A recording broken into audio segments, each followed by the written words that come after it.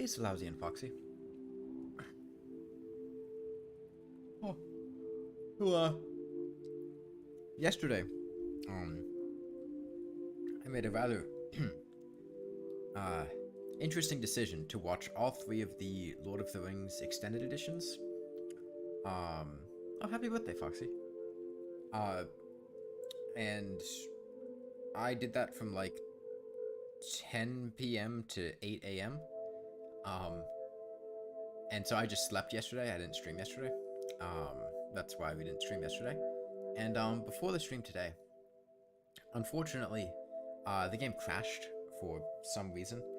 I don't actually know why it happened. I was just sitting there, alt-tabbed, and the game crashed. I went ahead and took, I think, the golem fish that I got from Golem, and Lucy the axe and the lawnmower, and just got the cultist back to exactly the same point that we were at. 37,977 hit points. He's at the same phase in the cycle, too. Pretty much exactly where we left off, but we do not have the angry Nimbus anymore.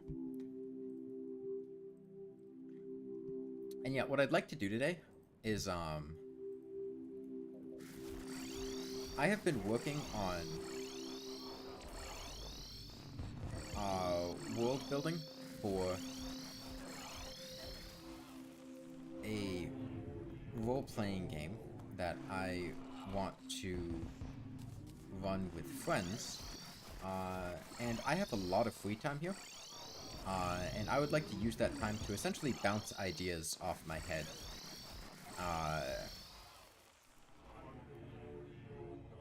For that.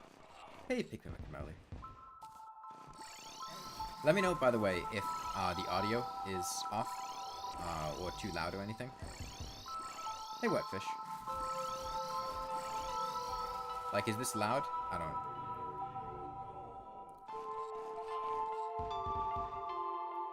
I need to, just real quick. The in-game audio doesn't matter too much. It's more, it's much louder than me. Okay, I can turn it down a bit.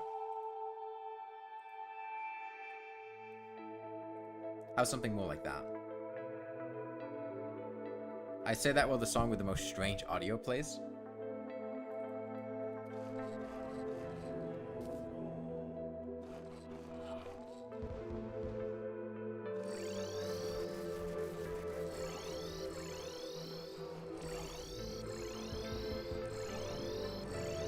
Hey, Lisa J.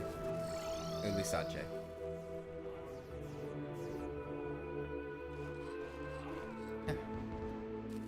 Yeah, I'd like to get the cultist to phase 2 today. And I looked into it when the game crashed. I don't think surviving phase 2 will be an issue at all. I don't think we even need to change anything. We deal about...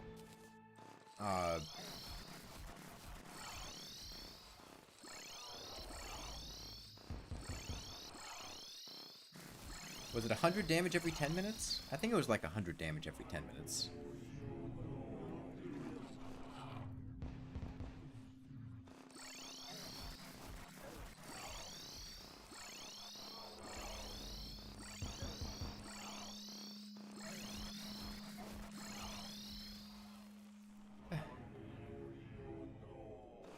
Yeah, like I said, I want to spend this time essentially doing world building with myself, and coming up with ideas.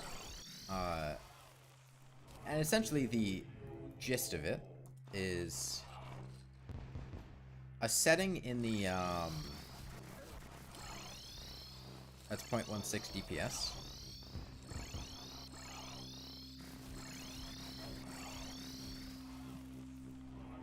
I might have had that number wrong. I don't remember exactly how much it was. No, that seems too low. That seems too low. Maybe it was...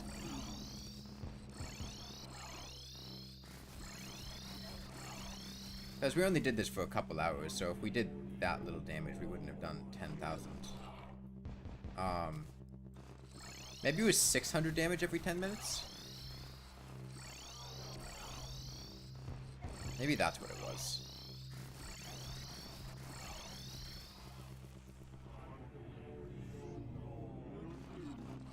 500 damage every 10 minutes. Something like that. I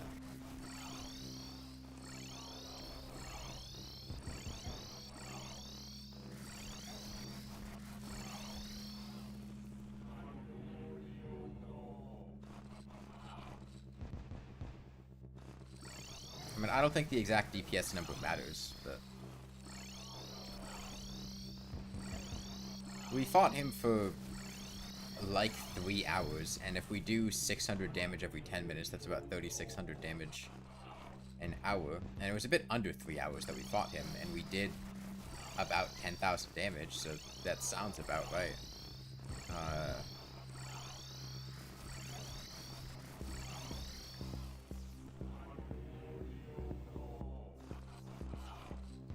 Come on, Falling Star.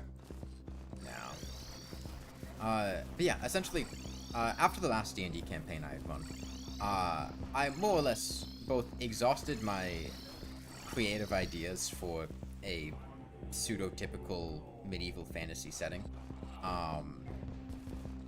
and also, just lost interest in doing more of that, because I did a very long campaign in a proto-European, fantasy setting. And so, after a while, I decided that I would like to come up with something in a less fantasy, more grounded, like 1400, 1500s Age of Exploration type world. Falling Star? A lot of Falling Stars, but none of them are hitting him. In a technologically more advanced, and culturally a bit different than your typical medieval fantasy. The advent of gunpowder, the printing press, things like that. God, this must be a falling star night. I wonder if we'll get one to hit him.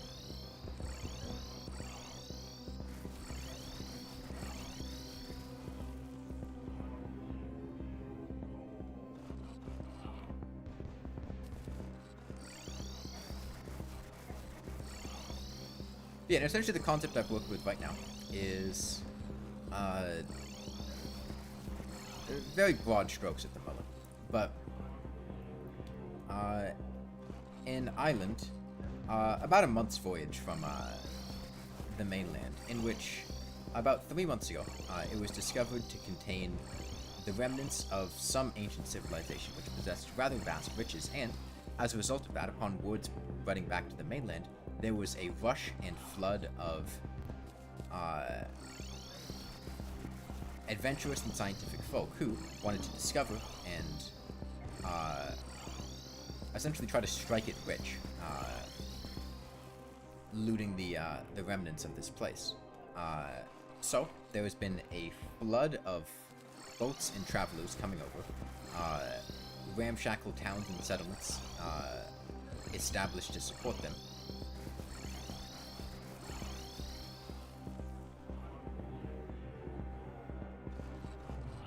And a very large amount of interest.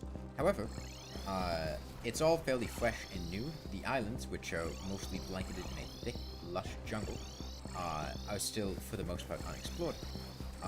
And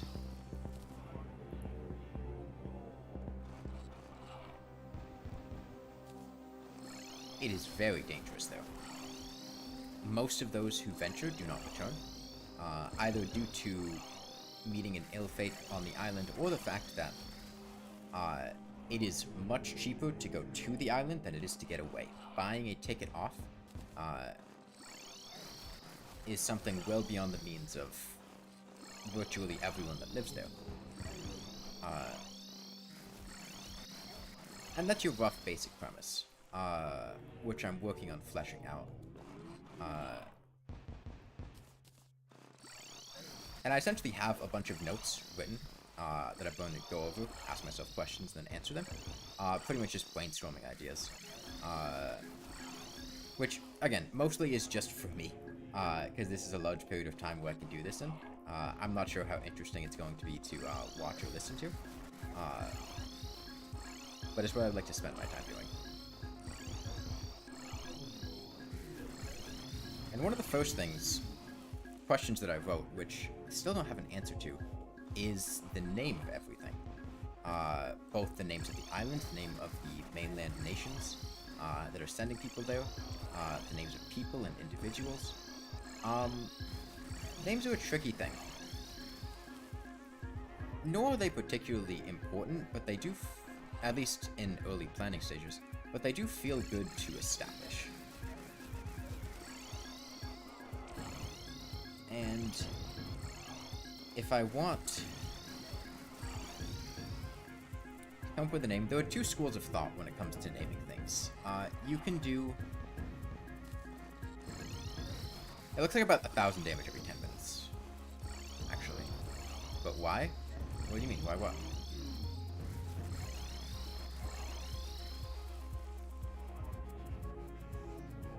I mean, I'd like to name things because it'd be really weird to have a role-playing game where you're just telling players that they're on the islands, and then that's it. There are two schools of thought when it comes to naming things, right? You can either give them descriptive names, evocative imagery, like,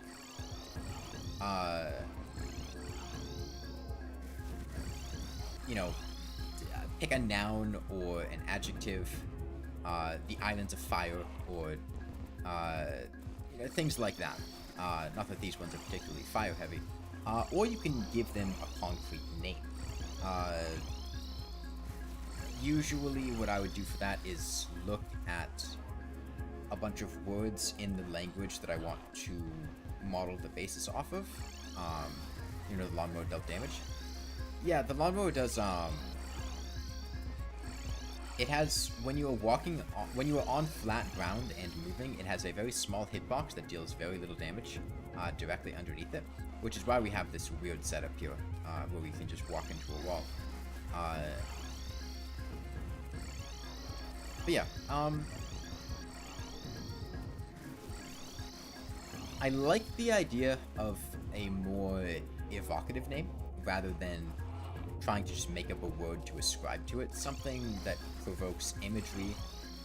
One of the things I was talking about with my friends who are going to be playing the game is the idea of a foyer, I think that's how you pronounce it, type scheme. If you don't know what that is, Gregor McGregor was a guy who in, I forget the time period, I want to say 1500s, 1400s, something like that. He was essentially just a really successful con man, and he duped people into thinking, people in Europe, that there was this extremely prosperous, wealthy country by the name of Poye, of which he was the cazique, and that if they paid him, he would, you know, transport them over there, and they would live prosperous, wealthy lives in this, you know, land of opportunity in the new world. And it was all bullshit. He just, like, dropped them off in, like, some desert or coast or something.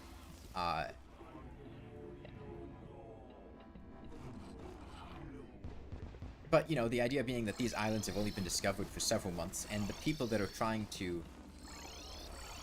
There are certainly ne'er-do-wells who would want to, you know, try to scam or trick people into a venture that they can't really come back from easily, to make a quick buck.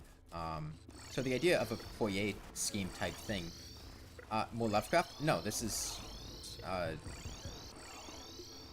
the basis of a world that I'm making for a, tabletop RPG that I'm running, with friends. I don't know whether to ascribe D&D as the correct word, because I'm not sure if I'm going to be using a D&D system. I still haven't decided on that.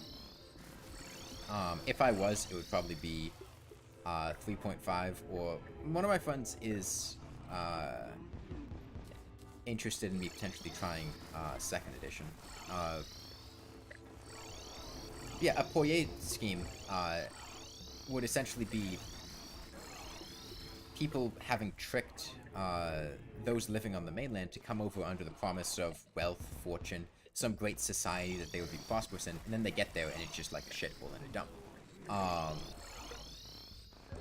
Now, that wouldn't be entirely false, because there are riches on the island, which potentially could be backing up the validity of the scheme. People did find treasure there, but it's very dangerous to search for.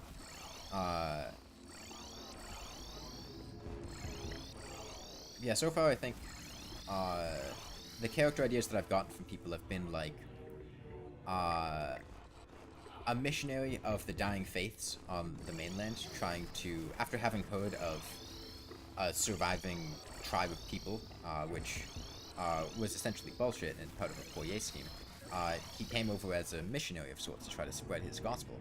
A big game hunter who wanted to find the strange creatures that lived on the island and hunt them.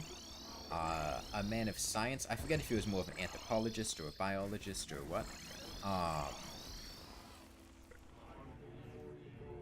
But somebody who essentially wanted to study the flora and fauna of the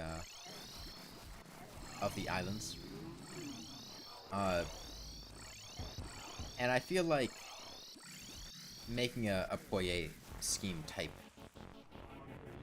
thing would be a convenient means to get them all there at the same time and give them a reason to be established with each other. I really am not... No names are coming to mind at the moment. I'm going to keep thinking about it. I'm going to move on to some other questions.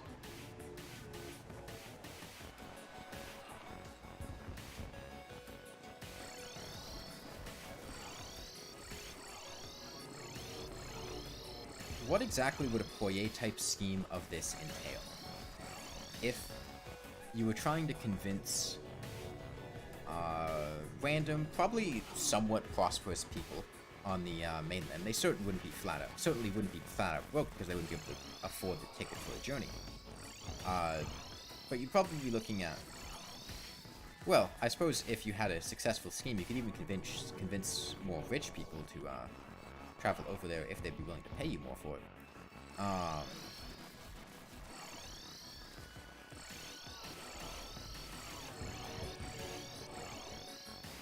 The promise of riches and wealth are very important in a scheme like that, and I feel like probably some individual or corporation, this is on expert book stuff, I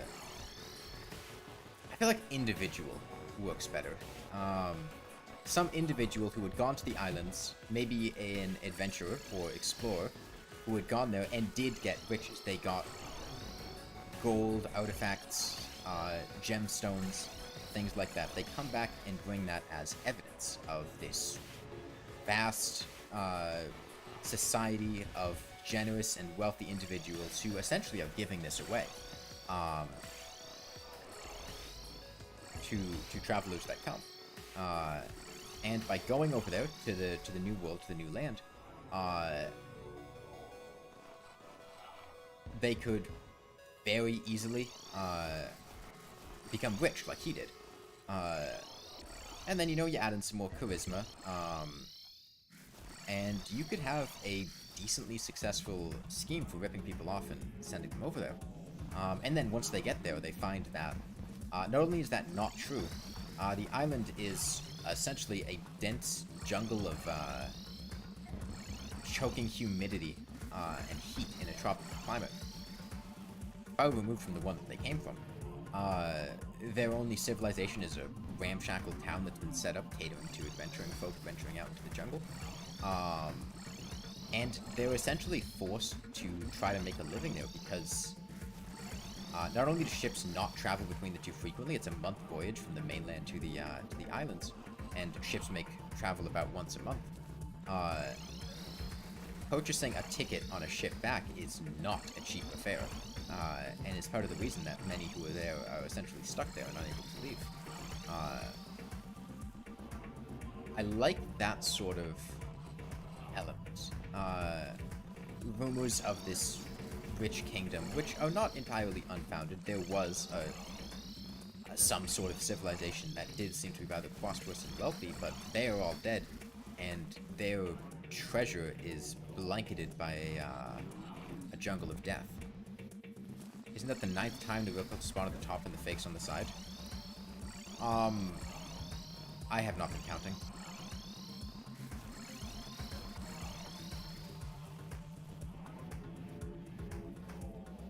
What am I talking about? I'm world building. Or a world that I'm making. So names aside, that broad stroke of that's why people who are not just adventuring folk would have gone to the island, along with people that had gone there to, you know, entrepreneurial individuals who were trying to take advantage of the people that they knew would be there, like blacksmiths, gunsmiths, people trying to set up businesses that would cater to the types of folk that would be there. I think I like that element. And I would say that, I have another question written down. How many of the rumors spread about the place are truthful? Honestly, if the place has only been discovered for 3 months, not very many people have come back, and those who have come back have essentially been drowning in riches that they've pillaged from the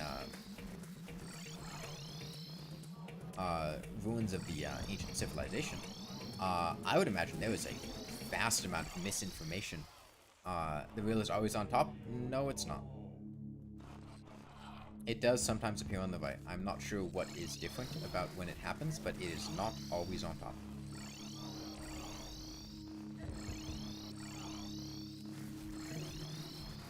It usually is, but not always. It's never on the left, though.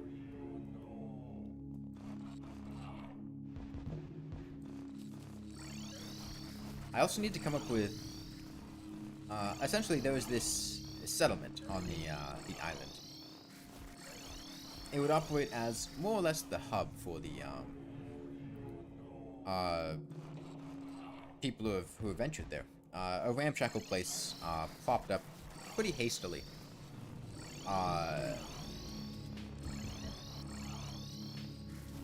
As a port and small place for people coming and going on the island. Given the density of the flora throughout the rest of the place, it's rather difficult to set up establishments like that. So there are not very many like it on the islands, and I need to figure out what that place would be like. What is a settlement propped up probably in a couple weeks on a tropical island ripe with dangers that receives, you know, occasional passage to and from a rather prosperous mainland. What is a place like that like? What kind of people live there? I need to come up with a name for it too, but names are difficult. And there's something you want to get right, so I don't know if I'll come up with any off the cuff. I feel like much of the people in the world, what am I world building for? D&D, a tabletop role-playing game. I don't know if it's going to be in a D&D system, but I suppose the simple way to put it would be saying D&D, because that's how most people understand tabletop RPGs. Can I call out when he's not on top? Yo, falling snow! Took him long enough.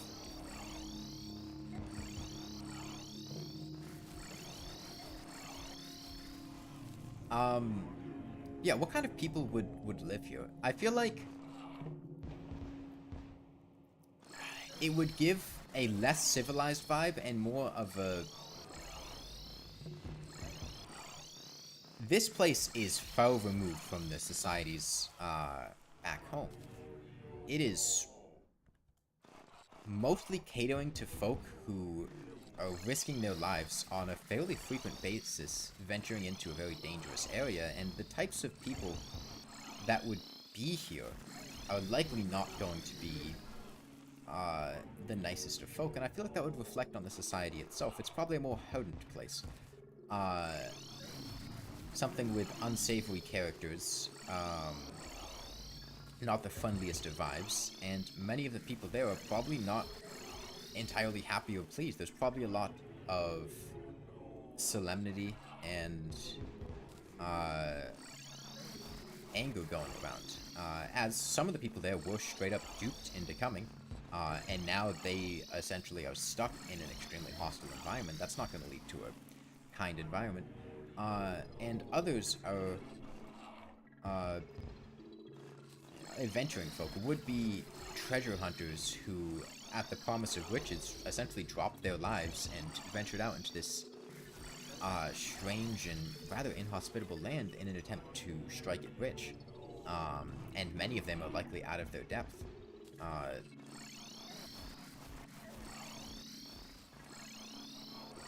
There's this challenge. Lawnmower only.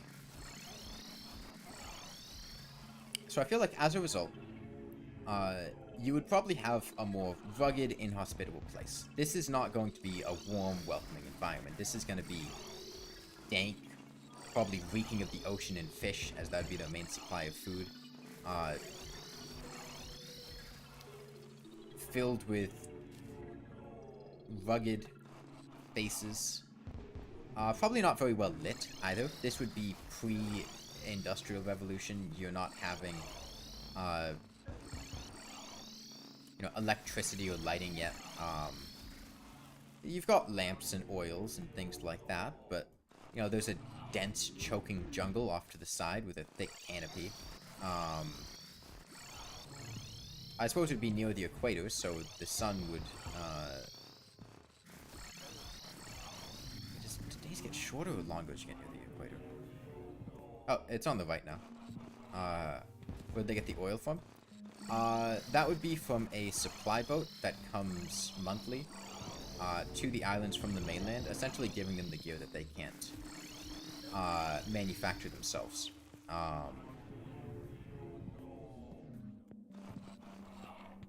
Things like, newspapers from the mainland, seeing as this is post the invention of the printing press, gunpowder, metals for the gunsmith and blacksmith, whereas things that they can get on the island, wood, lumber, things like that, would be harvested there.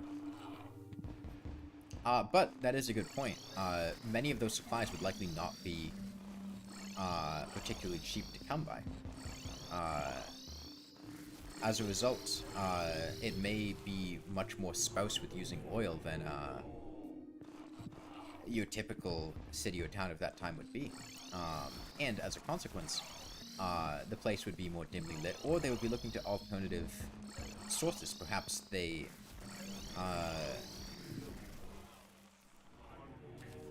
have something akin to bonfires, or rather than burning lamps, burn larger amounts of wood. Maybe they make charcoal.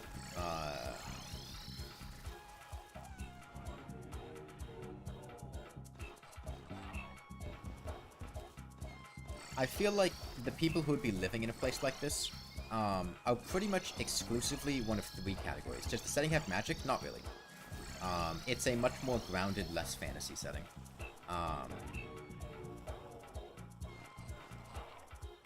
Magic, for all intents and purposes, doesn't exist. However, it is still a fantasy setting. I would consider, essentially in this world, with the advent of technology and the advancement of societies, people have more or less abandoned more spiritual and supernatural ways of life. Religions and faith have declined.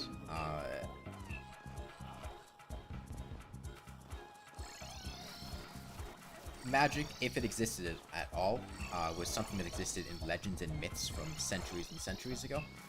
I would consider alchemy to be a essentially pseudo-scientific fantasy science. So, in terms of that, I would consider alchemy to still be rather present. But certainly not in extremely commonplace practice. To the point of alchemical items being widespread in every aspect of life.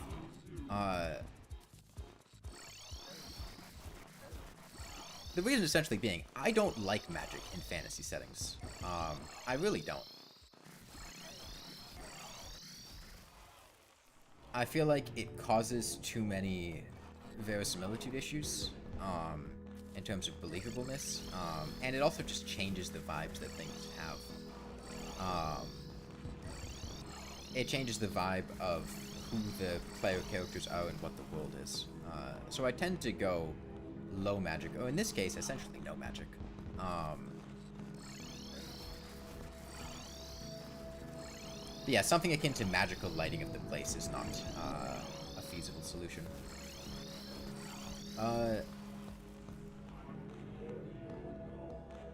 What's I talking about? Right, the people that would live there. I feel like they would fall into 3 categories. Right, you have the people who were duped into coming there. People who are probably extremely out of their depth. They are not adventurers, they are not treasure hunters, they are unassuming citizens who were scammed and forced to be sent there. And probably want to get off as soon as possible, but they don't have the means or money to do that. And then you have the people who did know what they were getting into. The would-be adventurers and treasure hunting folk. A lot of them are probably not particularly experienced. I mean, that sort of occupation isn't really something that exists in the mainland. There aren't vast treasures to be looted and explored. Most of these people are probably possibly brigands, highwaymen, soldiers, fresh-faced young individuals who got lured by the promise of treasure into a rather dangerous occupation. And then you have the people who who knew what the island was, and essentially came there to take advantage of the people that were living there. And by take advantage, I mean set up businesses, lodgings, the governor, gunsmith, blacksmith, supply stores. Not take advantage in terms of doing ill by the people, but capitalize on their existence and presence in order to make money themselves without exposing themselves to as much risk. I feel like the concept of somebody bringing children or their entire families over are rather low. The only group of those 3, well, I suppose I could see the business group and the group of people that were duped potentially fitting into that category of trying to bring over their entire family. But I feel like, for the most part, it's going to be almost entirely consisting of adults.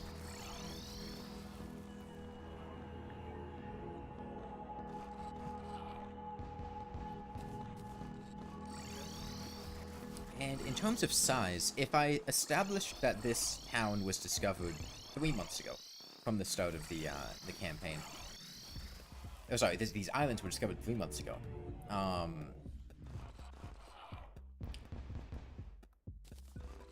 It would take time for... I would say the ship returned with the news of the islands 3 months ago. With a 1-month journey, there and back.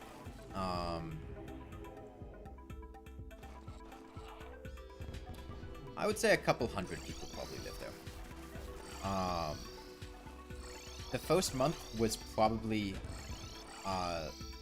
largely sending over workers and laborers to cut down trees, deforest things, and build.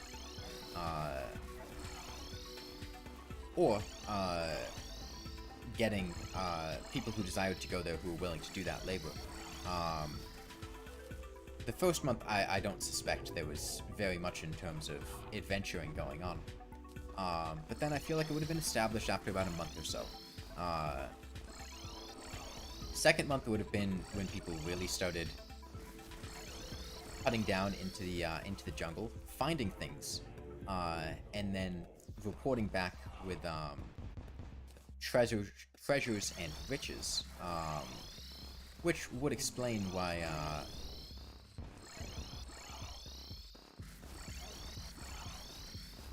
there's a resurgence in people going now, or just why interest is maintained.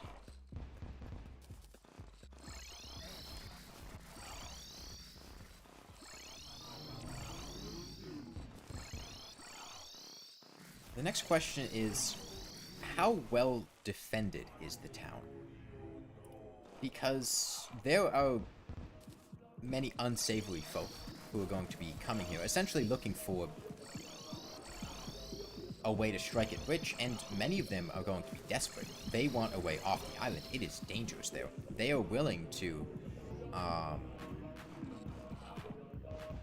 rob, cheat, attack, potentially even kill other people to take their wealth and get their own, make it themselves and potentially get away off the island. So as a result, I would expect the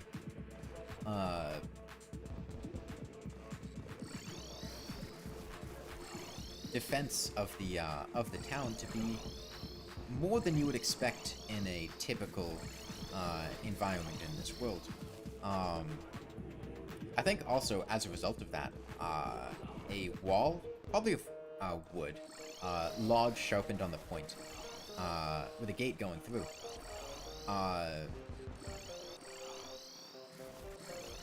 around the perimeter of the town would make sense. I feel like in this environment, the way you would deal with troublemakers or criminals or thieves would be simply to exile them into the jungle, which is likely a death sentence.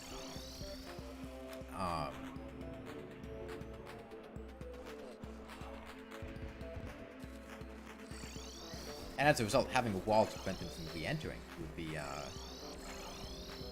be ideal.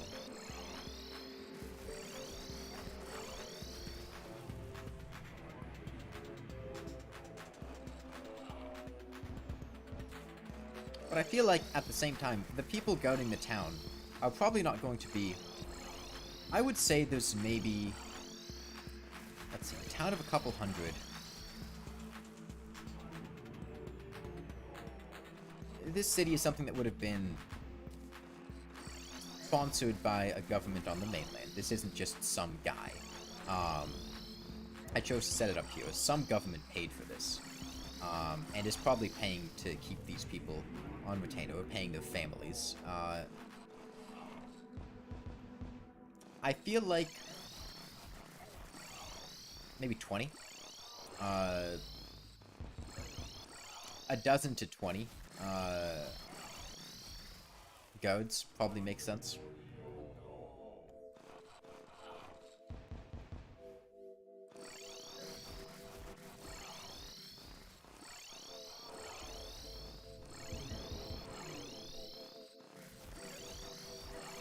Probably have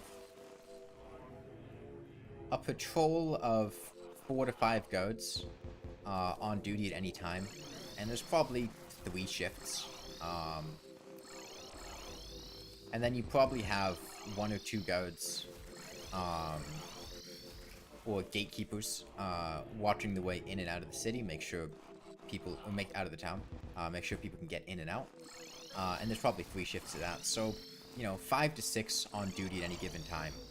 And then 3 shifts, that leaves you 15 to 18 as your rough number. You probably have, okay, Falling Star hit him again. We're really killing it with these Falling Stars, damn.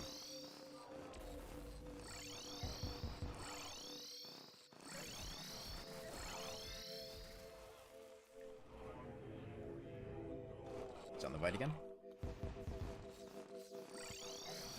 Yeah, I feel like those numbers make sense.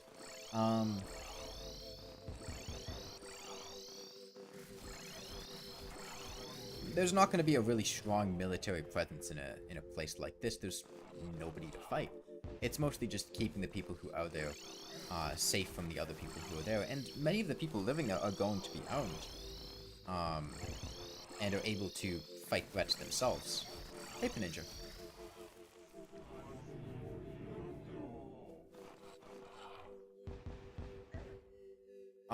I feel like these buildings would be constructed hastily and poorly, for the most part. Their construction, they would not have been made by experienced carpenters. They wouldn't have been planned by architects. These are things that, you know, a group of laborers or strong men would have come to the islands, cut down trees, and thrown together as a makeshift shelter against the tropical climate. This is not a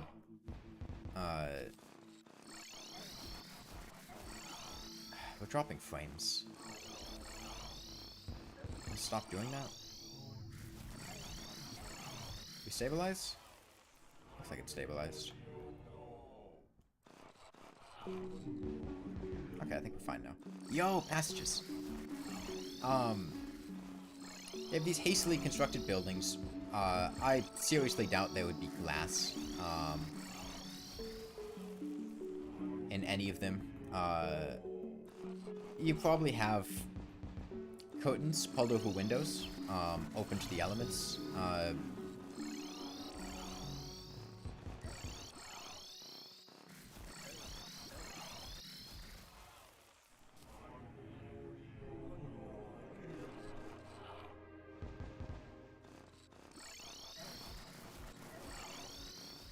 There are probably a lot of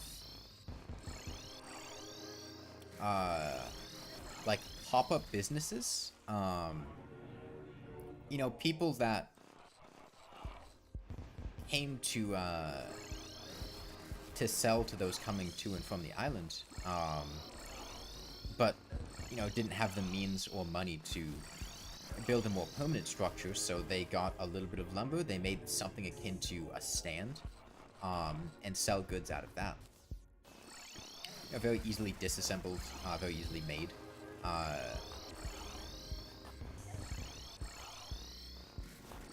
In terms of supplies,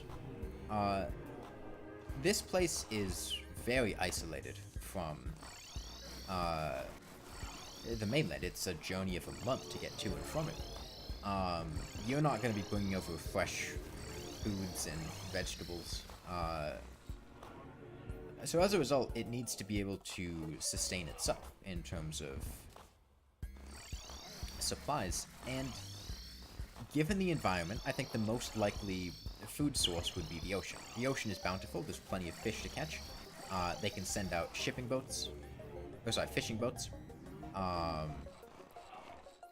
Gather things to eat that way.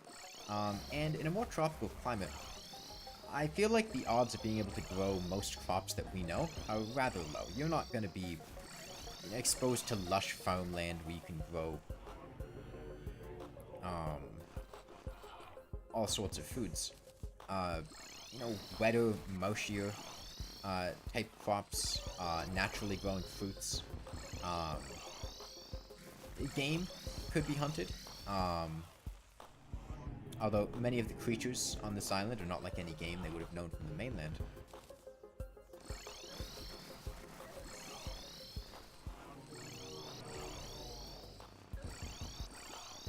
Yeah, I feel like a primarily fish-based food source is what the place would be looking at.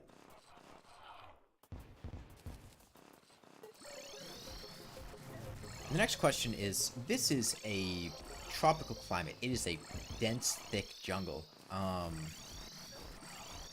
These people are coming from... I haven't entirely established what the mainland is, but as of now, the immediate thought that comes to mind is something akin to a Proto-European society. That sort of climate and environment.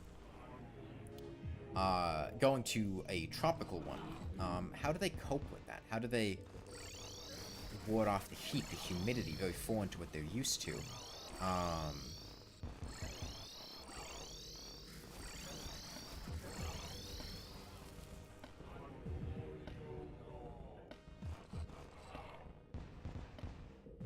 don't actually know. I'm not very... familiar with how bored I am? Not particularly, because I'm keeping myself entertained by brainstorming. Not particularly familiar with how people survive in tropical climates. I don't know if I have a good answer for that now.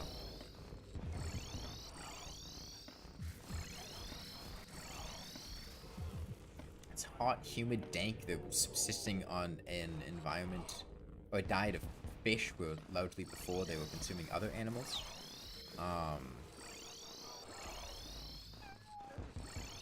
Another question, which I feel like should be answered, is what makes this town special?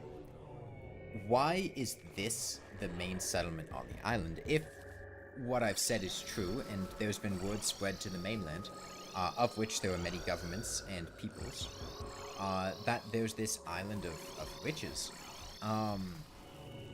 Why is this the only settlement?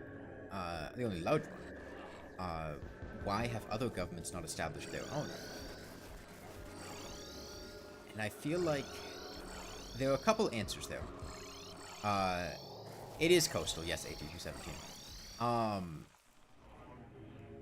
One is that it's the only feasible environment to establish a settlement. This place is an overgrown jungle, carving out an environment where you can put up buildings, have access to the coast, is not easy.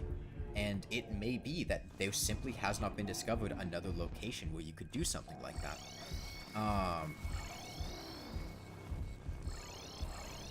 It's also possible that it was very expensive to establish this settlement.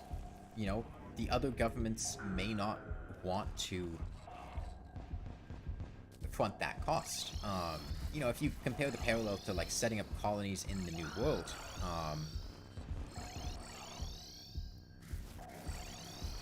it was not cheap to send people over there for the governments of Europe. And if it's only a couple months old, maybe they have not been convinced that the venture is worth it yet. Maybe they don't buy the Poirier scheme type thing that was being sold to them. Maybe they're preoccupied elsewhere. It's entirely possible some of the nations could be at conflict with each other, and they're not willing to divert ships and resources and money and manpower to establishing a colony when they have more pressing issues to attend to. I feel like the idea of these islands being mostly unexplored and this location being essentially the only viable one for a larger settlement to be established makes a lot of sense. You know, it's in a good coastal location to have a port and a pier, places for ships to dock.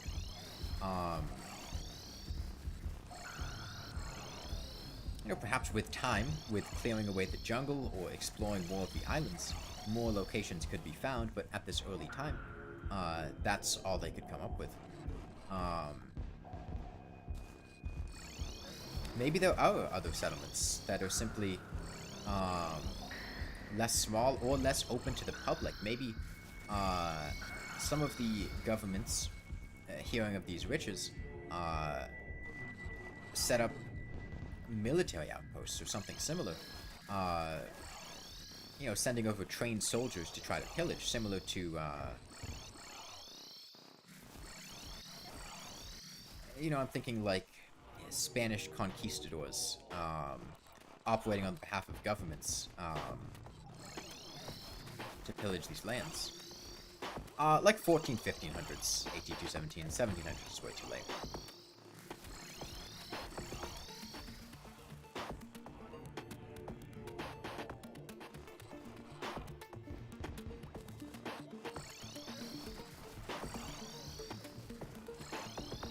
And a lot of what I'm doing here, like I said, this is brainstorming to lay foundations and frameworks for ideas to come. I'm not even writing any of this down.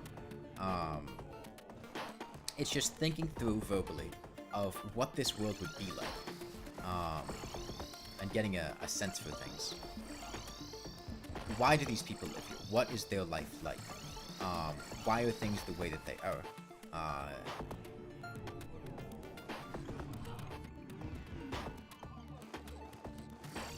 Okay, I feel like that's about all the questions I want to answer for the main settlement at this point in time, aside from the name of the place. We've established why it exists, the type of people who live there, the type of buildings that it is.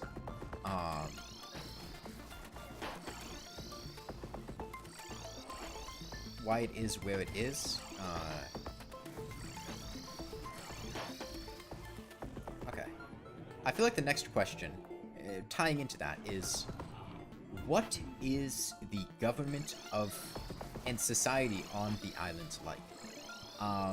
This is, you know, as I've said before, a place that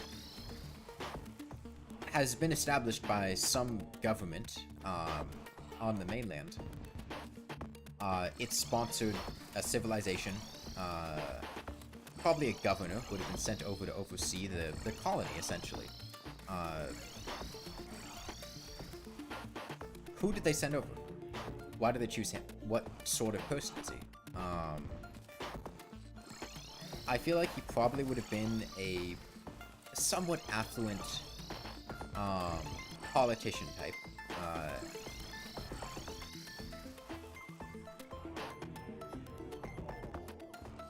Hey, Sharptails. And he's essentially in charge of keeping steady a settlement that consists of a lot of rowdy, uneasy folk. People who loudly don't want to be there. Back then, probably like a fiefdom or something. Feudalism was still in play during the 1400s and 1500s and things, but I don't see a fiefdom in this environment making sense.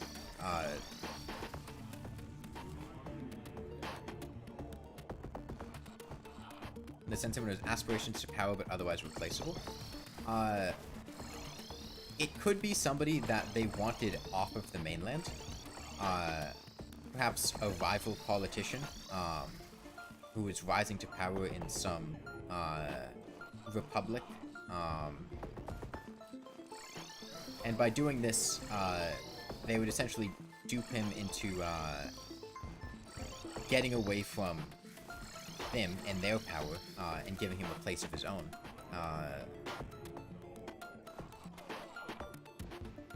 I kind of like that angle of him being sent over in a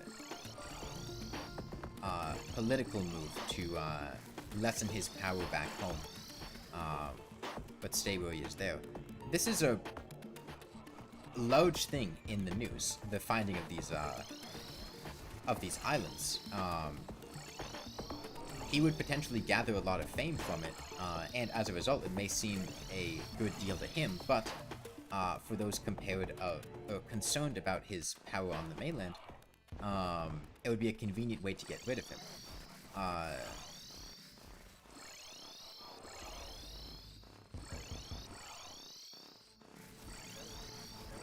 The other alternative is, it was just some guy that they appointed who felt like could take good care of the colonies. Probably somebody who, like you said, Team NWG, is replaceable. Depending on how much direct control the government wants over the settlement, I feel like that would determine whether or not they want somebody who's more of directly doing the will they can control, or somebody who's operating on their behalf.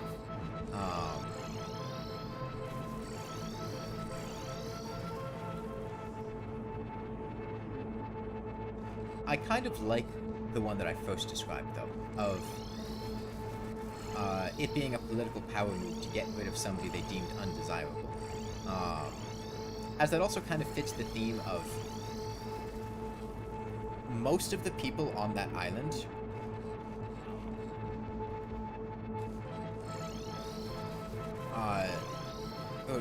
it would essentially be like the governor himself were duped or tricked in a sense, much like many of the people there would have fallen for a Poirier scheme type thing. But at that point is essentially duty-bound to, stick to his post. And it would also bring the angle of the governor wanting to be ambitious. Perhaps he wants to expand. Perhaps he wants to set up new settlements. I like the idea of him being a charismatic leader, somebody who is essentially gathering a lot of attention from the common folk, and concerning the less charismatic leaders of, I'll say, a republic. I like the idea of this being something with officials, something where this man being popular would have been an issue. It potentially could have undermined the status quo of what the people there have been working towards and maintaining. And, you know, on the island, having been somewhat embittered by his being sent over there, and probably not entirely truthful account of what he was getting into, he was probably told something along the lines of, "This will make you famous. You will be a hero to our nation, bringing back riches from these islands. The people will love you." And then he gets there, and it is this dank, humidity-choked backwoods jungle, of which there are riches, but obtaining them is very difficult. I feel like that would embitter somebody. And as a result, he may take steps to be ambitious and reckless. He may expand new settlements, set up places that are not entirely safe, which is a good plot hook. Perhaps he wants people to explore for him, to find things for him. More under-the-table dealings than out in the open. In ways to try to get famous. He's probably somebody who desires fame above all else. As he wants to return a triumphant hero. He wants to be recorded about in history books. That's the type of person that I feel like would be in control here.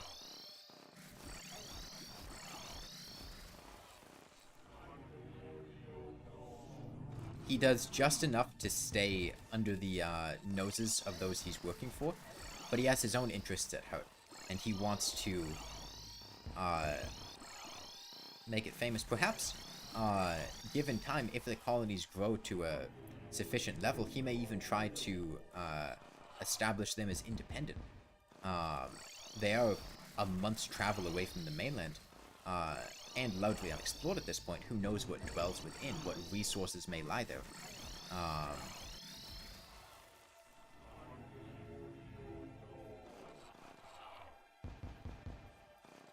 That remains to be seen. The other question is,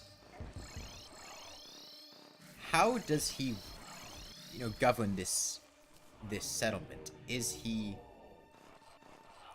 kind? Is he ruthless? Are his laws just and fair? Does he have his own laws? Does he simply implement the laws of the nation that he had come from? Is he there alone? Did he bring a family? Does he have a wife? Does he have kids?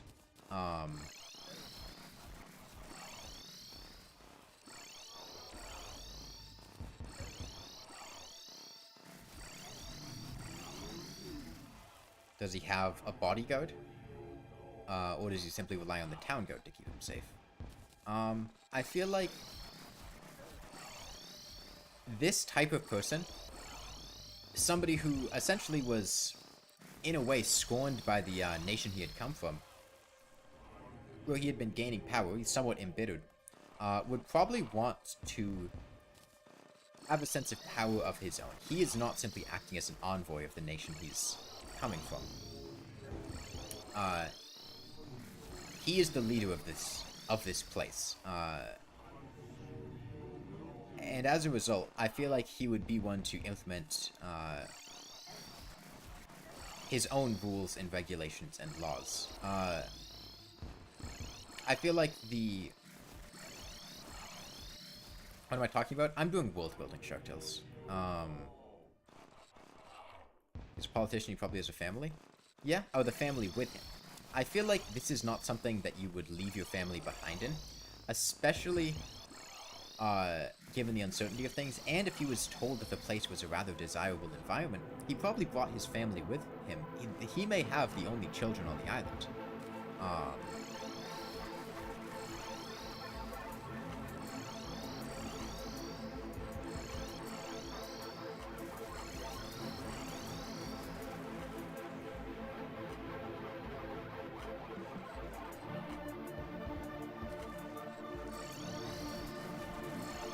I feel like he would probably... How would this game work with your friends? Would you just roleplay as settlers?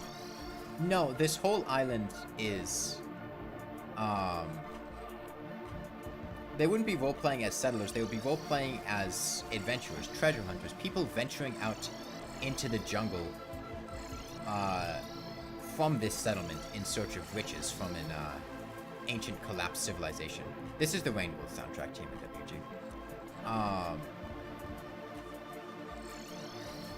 I think, as I had said before, I talked with my friends about it.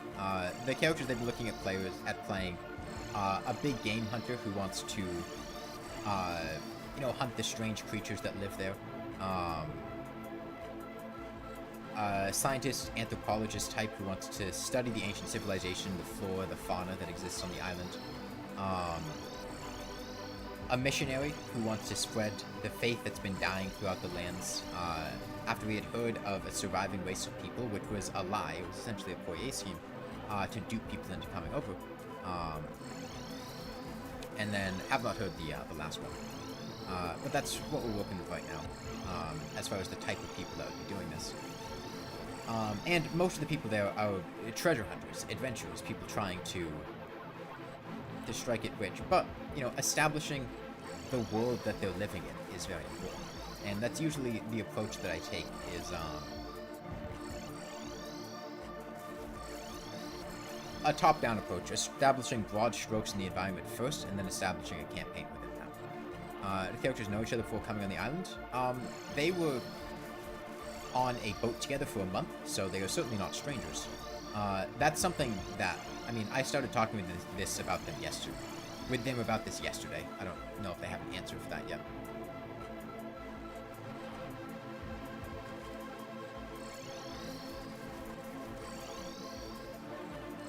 But yeah, I feel like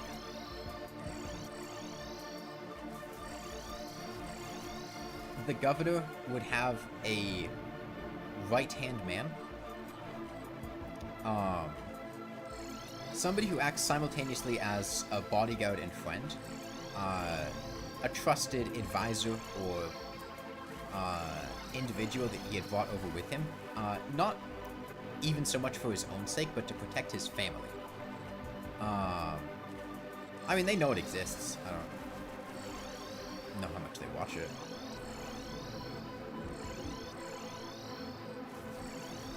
I don't think it's likely that they tune into streams that often, but sometimes they show up. But yeah, you know, he's bringing his family over to an environment that he knows is probably going to have some unsavory characters in it. I feel like he would bring somebody to protect them, more so than himself. So I feel like he would have essentially a personal bodyguard second-in-command type. It would also help him, you know, enforce his laws and rules.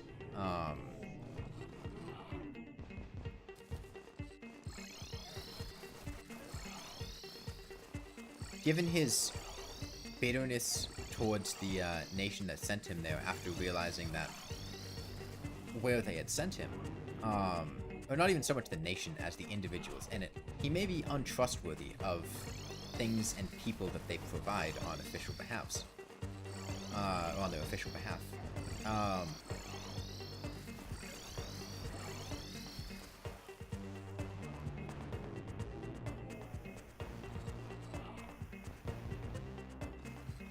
I feel like this is a man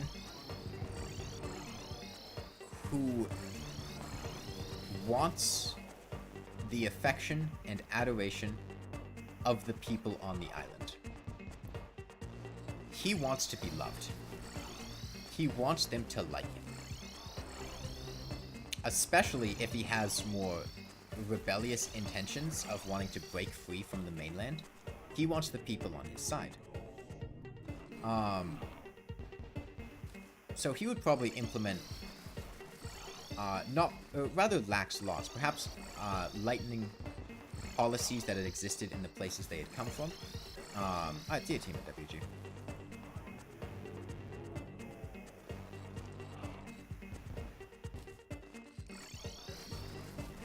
Perhaps being more forgiving than he should be, in the attempt to win people over. He's kind. Maybe he offers aid to those who had been scorned. Or not scorned, duped, by the Poirier scheme. Perhaps there was almost akin to a refugee house of people that had been sent over. While he can't afford to pay them to send them back, nor does he want to do that, he can provide them aid and get their loyalty by assisting them in a crisis.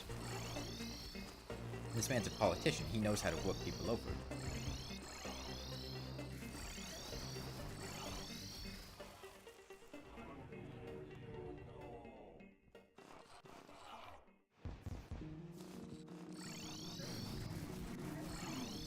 I like the idea of other settlements on the islands, because they introduce a lot of plot and situation capabilities.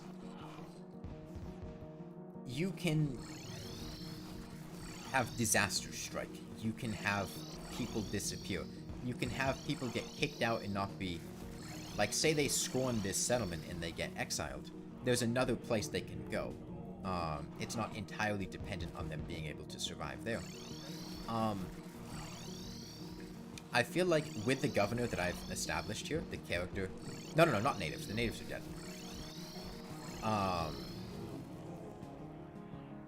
The governor, as I've established him, I feel like is the type of person to try to establish other outposts and settlements, smaller places, to try to colonize more of the island. And, as I had said before, other nations may seek places to settle. Maybe there's an envoy in the island looking for a place like that, and maybe they hire the party to scout out an area where they could set sail to and establish a town. Maybe there's already one established, but it's more secretive. They don't want people knowing about it. Maybe they found something. Maybe they know of some ruined city or temple or place of significance that's crawling with riches, and in order to prevent more people from coming and stealing it, they keep it secretive. This is certainly not the only settlement on the island, but it's the most populous and the main one for travelers coming in. I feel like that's its defining quality there.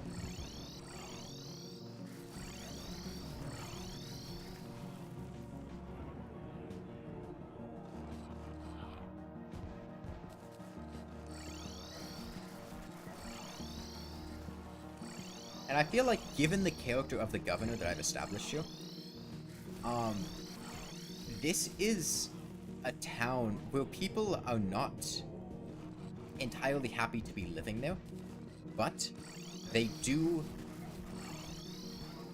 like the governor.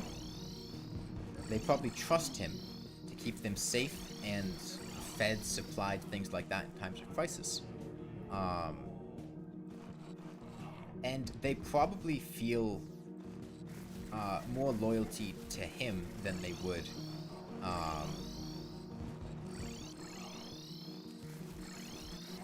the nation they had come from after a while, although it has only been a couple of months. Maybe they haven't had too many opportunities for the governor to do much for them. Maybe it'll be something that unfolds as the campaign goes on.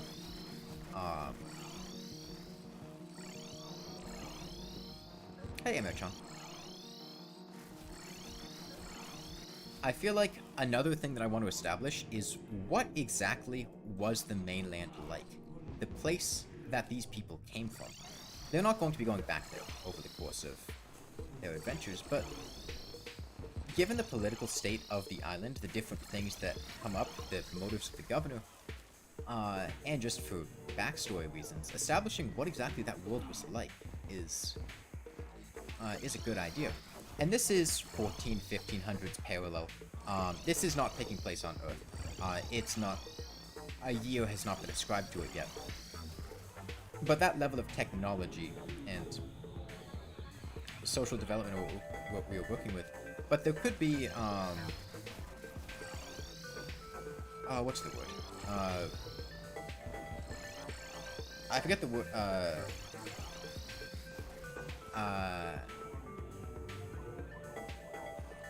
inaccuracies? Things in a particular time period that don't belong. Well, there are going to be multiple governments, 18 through 17. I like the idea of the nation that established the colony itself, the settlement, being a republic.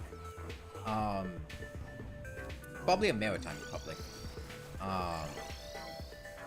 It's also a good time to establish, is this a proto-European world? Are they coming from a landmass that is essentially just following European ideals, or do they come from somewhere different? Do they hail from an archipelago? Is it a more desert land? Mountainous, rocky? Is it safe there? Is it dangerous there? Are they coming from an environment that's relatively peaceful and kind to one that's very hostile, or is there hostility before they came? Proto-European is the easy answer, but whether or not that's the answer I want to give is something I want to decide. A proto-European environment is very easy to set up, right? That is your typical fantasy world. Virtually all tabletop RPGs, I feel like, inhabit some proto-European world, if they operate on historical parallels. Some do more Asian, but I feel like with the world that I've set up, an Asian environment would be a lot of work.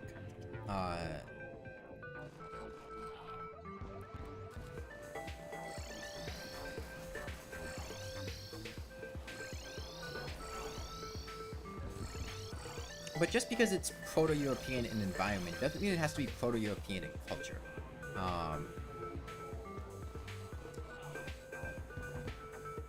Could be there's a minority religious group in the homeland and they might be both settlers? No. That doesn't mesh.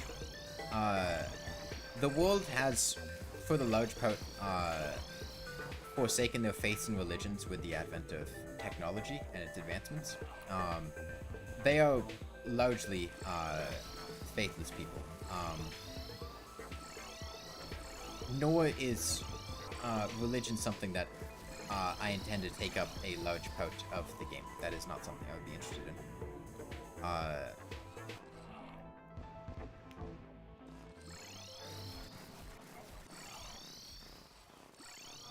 Given the wealth ascribed to the islands too, this is much more something that people set up out of desire and greed than a desire to escape persecution. Although, to be fair, if you look like the Pilgrims in America, it wasn't so much they were escaping persecution as they were escaping to somewhere where they had the right to persecute others.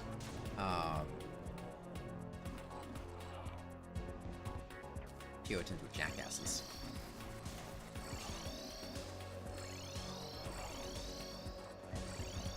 But yeah, I feel like a mixture of republics, merchant republics,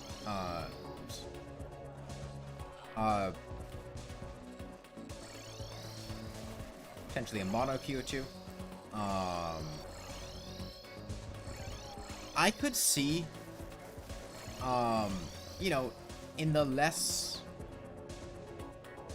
more slightly distant lands, you know, some potential theocracies still existing. You know, a city-state that had remained faithful to their,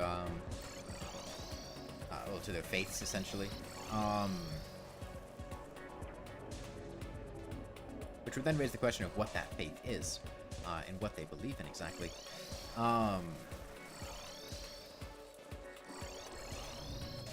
The idea of this world, as I've described it, is one that seems to have accepted technological advancement quite well.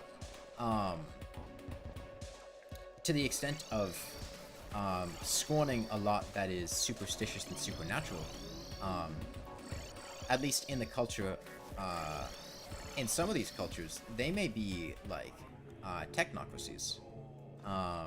You know, locations that operate under the advice or direct rule of people who are knowledgeable, experts.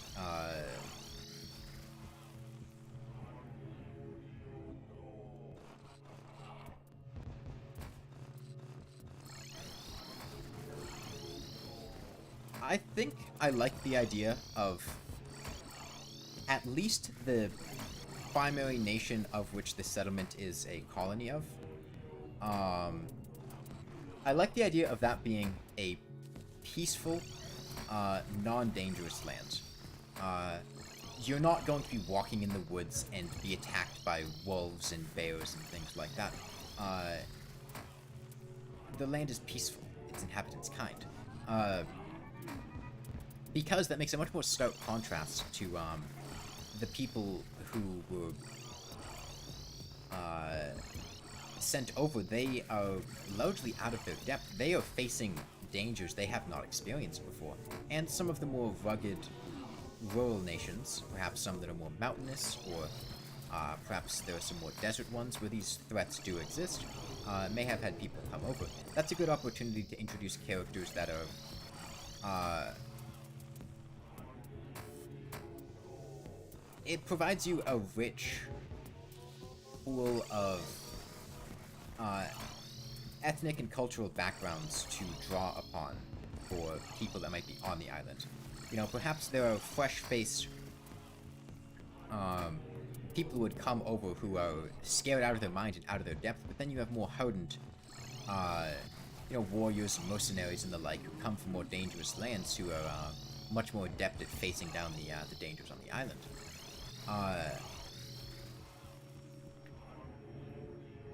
Options are good.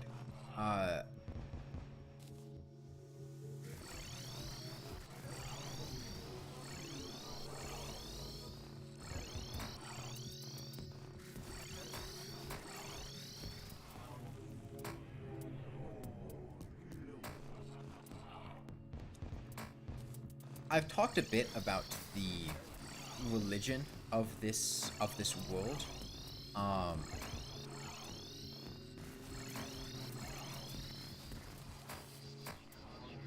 But I have not put much thought into what the religion exactly is. And there's a lot to work with. There are many questions to be answered there. This is a world that is very low on magic, if there's any at all. As a result, this is not going to be your, you know, D&D religions where people worship pantheons of gods and obtain divine powers from things like that. This is more going to be a parallel to real-world religions in which people, you know, believe in faiths that they may. But that doesn't mean that the religions have to analog, or have to parallel, like Christianity, Catholicism, things like that. They can be entirely unique fabrications. But there are a couple important questions to answer. As I've established, as people became more technologically advanced, they began to turn their backs on religion and instead live in a more agnostic or atheistic way. Why? Why would they do that? What is the cause for that? You know, there's some technological revolution that caused people to shy away from that. I feel like the printing press, perhaps there were people in power who had been scorned by the church. Perhaps there was, you know, at one point, a previous government that had been very theologically oriented, and those who had usurped that government were very against that, and as a result tried to instill and outlaw those religions. And while that time may have passed, the effects of it are still felt to this day. Perhaps it's simply that people grew disheartened with the religion. Perhaps there were promises from priests and clerics and religious leaders of miracles and salvation that never came. But then they saw similar benefits occurring due to technological advancements like medicines or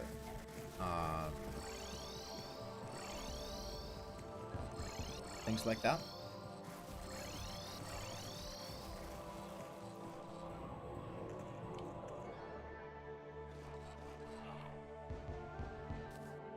Perhaps religious missionaries had come from some other location.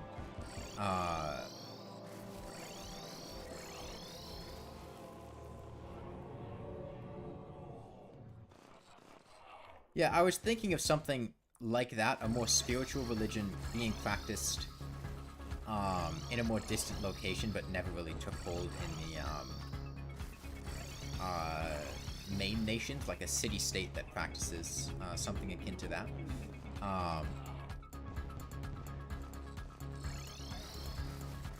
You know, even to the extent of considering that, as I was about to say, perhaps some religious missionaries had come from a distant land and sown seeds of their faith in the population, at which the government or religious leaders there outlawed its worship and tried to stamp it out. But doing so, after having heard these different words of different prophets and missionaries, you know, damaged their trust in the faith that they had known, to the point of just becoming more generally spiritual or agnostic rather than any one religion.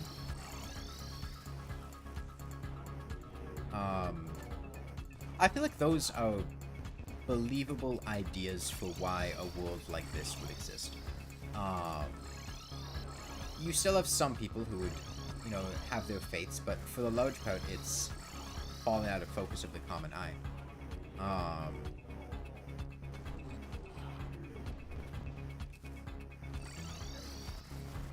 You know, perhaps there was something akin to what's the word for it? Forget the term. The thing where in like the around this time period, a little before, religious leaders had convinced people that they could buy their way into heaven or their afterlife by giving them money. And perhaps people grew greatly dissatisfied with that, and that caused them to lose trust in their religion. It could be a combination of all of these. There doesn't have to be one single answer. But I feel like having ideas of why that decline happened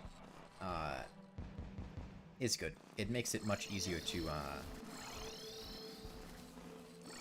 build a world in which these have happened if you have an idea of why these events took place, which is the whole idea behind this. Yeah, I think something akin to that. The next question is technology. I mentioned that technology, you know, largely replaced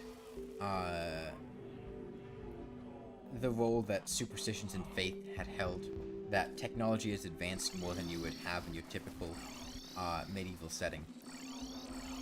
What that means is, you know, we're operating on a roughly 1500s time period technological level. You have gunpowder, early gunpowder, early firearms. You single shot,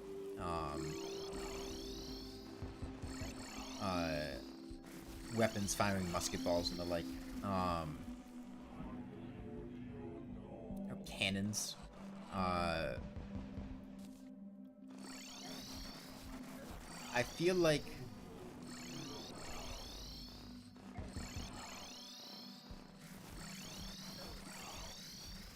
also the printing press, big one. The impact this would have on the world.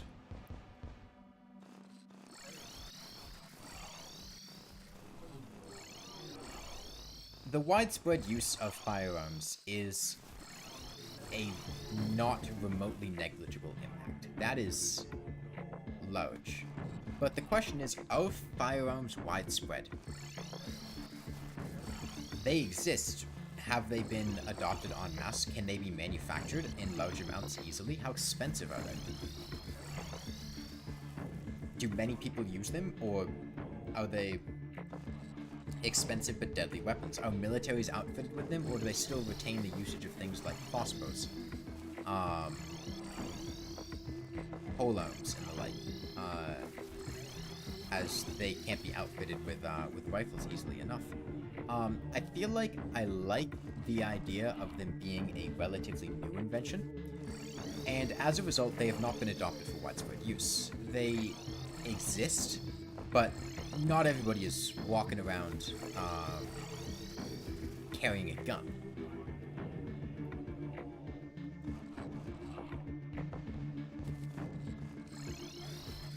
They're quite expensive. They're not easy to use. They're loud.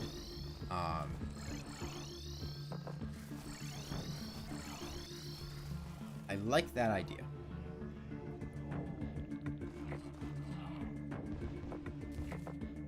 Particularly on the islands. I'd say there would be a gunsmith.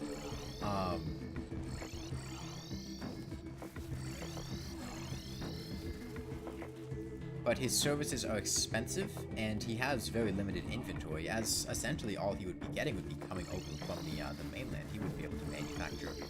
He doesn't have the metals and supplies to make things himself there. He can make bullets, potentially, but other than very limited supply. That also has the benefit of, you know, in a campaign sense,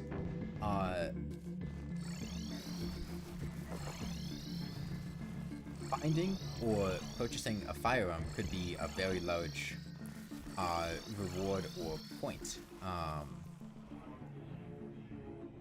Could be a defining trait of a character, having found something like that they're able to use, as it's very deadly. I feel like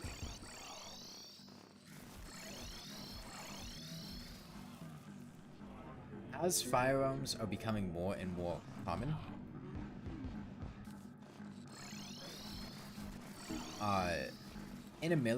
among really just everybody, I feel like bows are probably falling out of fashion. I think crossbows are probably used by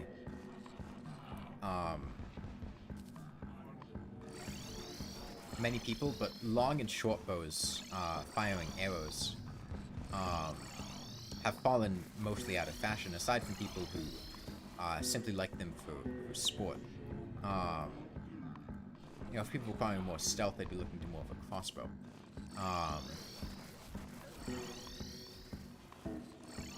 As opposed to the loud blast of a gun.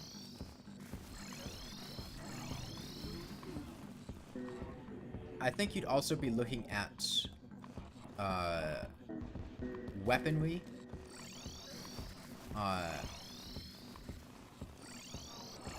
You know, armor being less prevalent in terms of heavy armor, as guns are able to penetrate through plate mail and the like.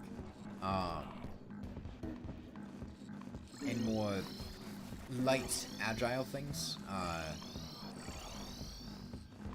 especially given the environment you're going into. This is not somewhere you'd see armored knights and the like.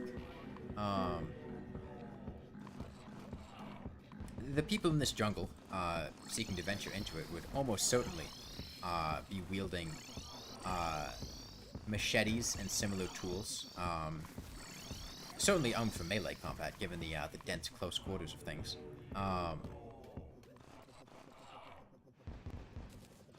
machete to hack away foliage and vines and things like that.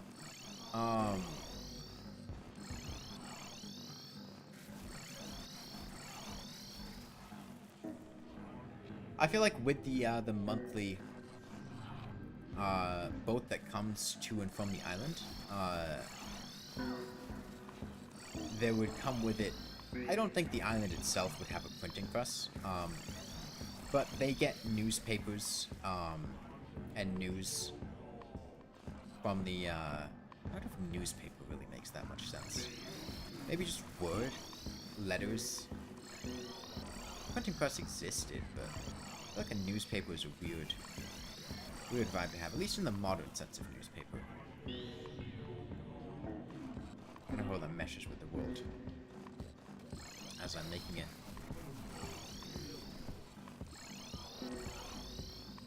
From cultist always teleports to the top of the circle. So the cultist's teleporting is based on where you are in relation to him. He doesn't always teleport up there. Sometimes he teleports on the right if we're positioned slightly differently.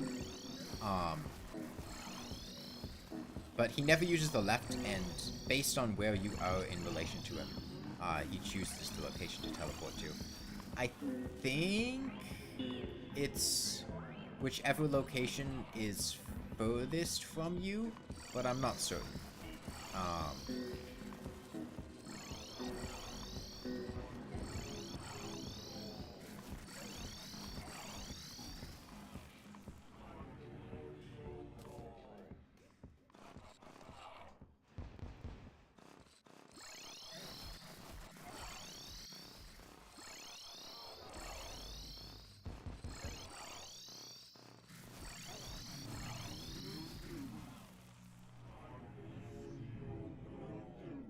Next question.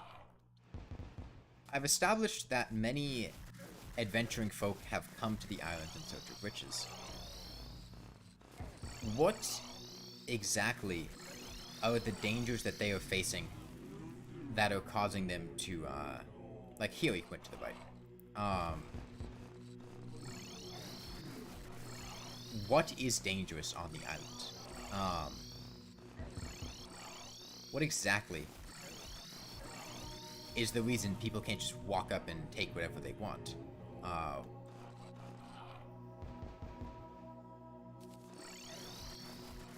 This is a place that has been isolated from humans for centuries.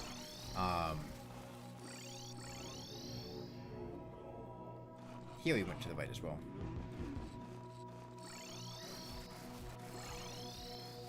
Why?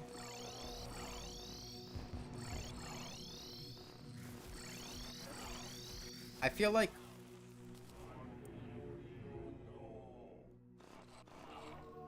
within the jungle, there are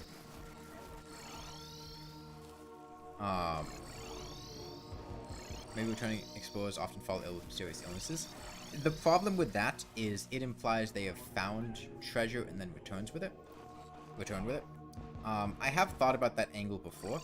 But I think the illness angle I would be more likely to incorporate in a separate settlement. Like, there's been a secondary town that was set up that they haven't heard back from, or that has been suffering from illnesses or something like that. I don't think as a blanket statement of the island as a whole I would use that. I think the more likely thing is there are simply very dangerous beings that lurk within the jungle. Things that have not seen humans for centuries. That are shielded from the sun by the thick overgrowth canopy of the jungle.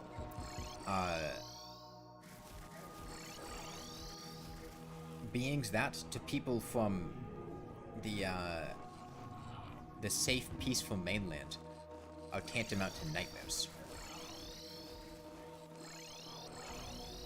Savage beasts, potentially a race of intelligent or semi-intelligent creatures.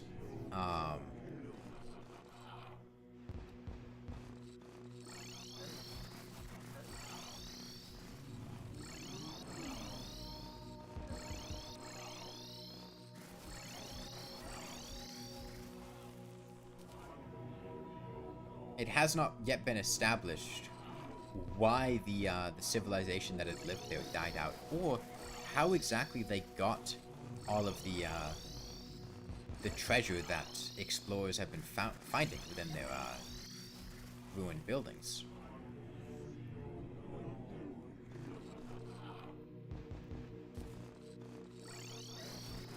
They haven't found mines of gold. So where did all these gemstones and jewels and treasure come from? Again, they're not questions that I'm going to answer right now. But they're just things for me to brainstorm and think about.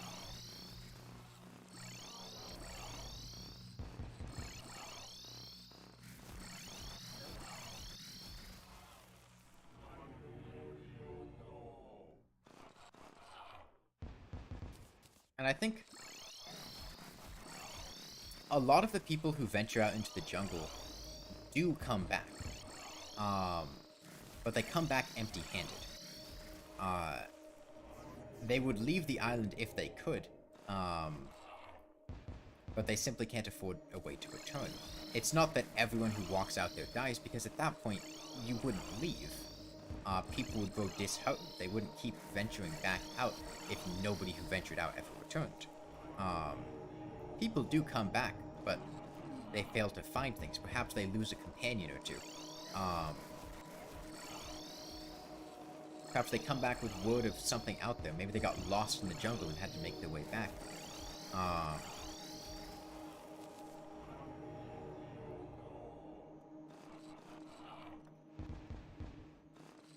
I think I'm gonna say there are 3 islands, relatively close together, in these islands, and of them, really only one has been explored to any extent, which is the one that the main settlement is on, and even then, they have barely made a dent, venturing into the jungle. They've begun blazing paths, maybe have made a couple miles of headway, found a few buildings, but the vast majority of it still remains unexplored.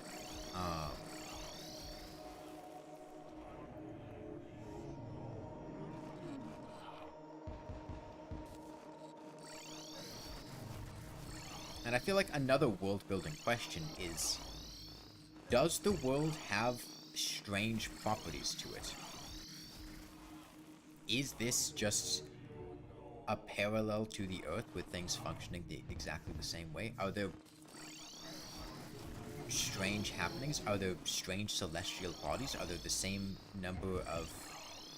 Is there one moon and one sun? Are there multiple? I kind of like the idea of there being some strange celestial body that only becomes visible under certain circumstances on the islands. Something that the religion of the civilization that had collapsed there would have been founded on. Whether that be a moon or a sun. Something that only really appears there. I like that idea.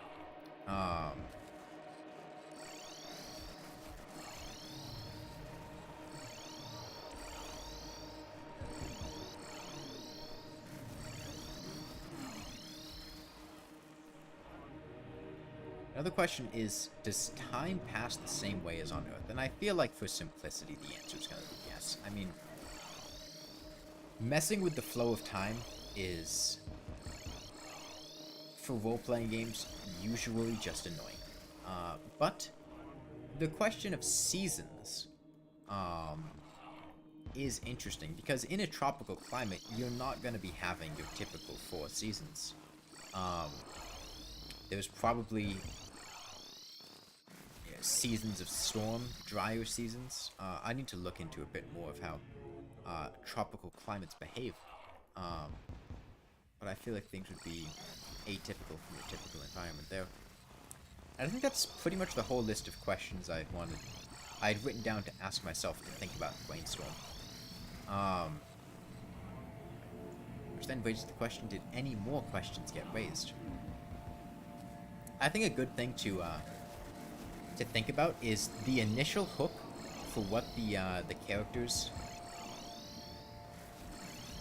like some of the realms of Slaanesh and Warhammer 40k. I'm not familiar with Warhammer 40k, Sharktales. I have not decided yet, AQ17.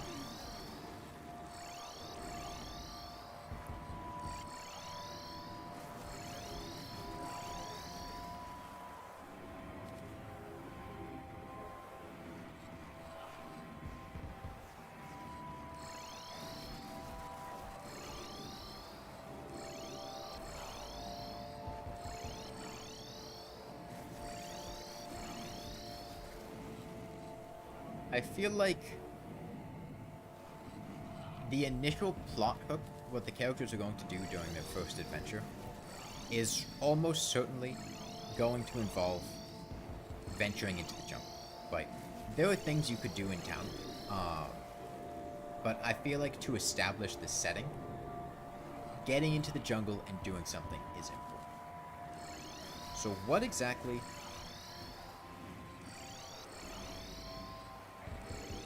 are they to do? I feel like there's the option of somebody disappeared in the after venturing out there. They don't know where they went, but they were carrying something of importance that somebody else wants to be retrieved. There's simply the idea of nobody's hiring them to do anything. They want to find what's out there, and so they ask around. They hear a tale from somebody of some ruins they had gone to and found and how to get there, and then they go there.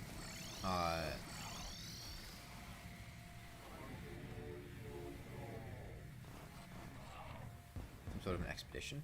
Yeah.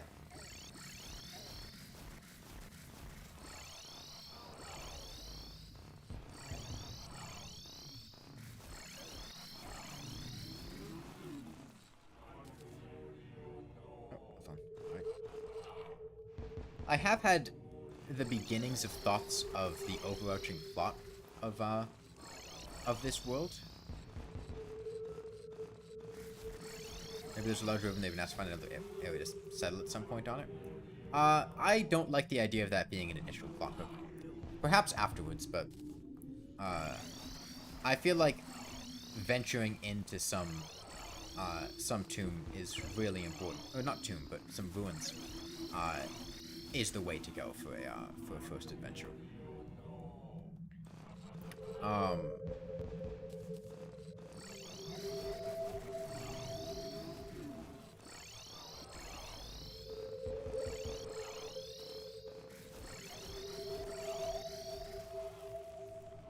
Okay, we're not too far away from Phase 2. I'm definitely not going to kill the cultist today, but I'd like to establish myself in a position where we can kill the cultist tomorrow.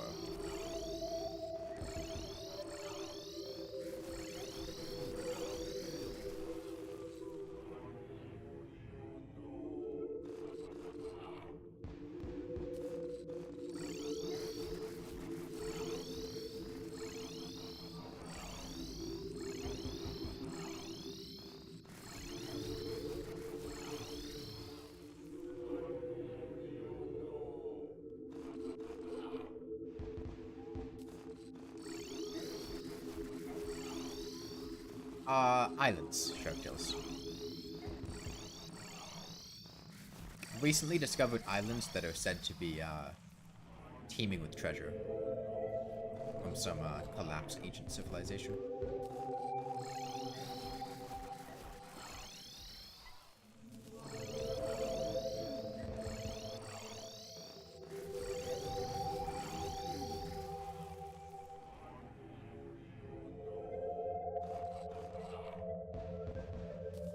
I feel like I'm satisfied with the broad strokes that I've painted, at this point. I feel like there's a good foundation to work off of, from which I can iron out more details.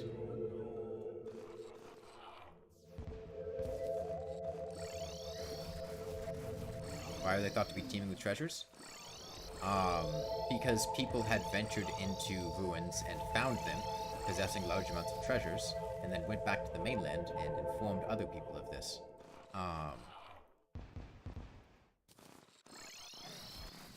Because they are.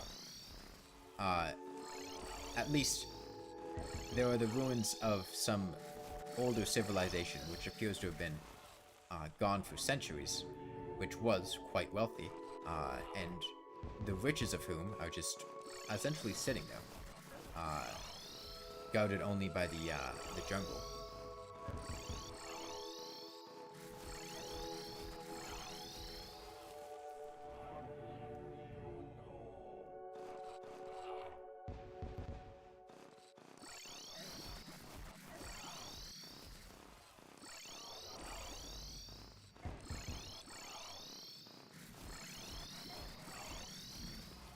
What fate a slug cat?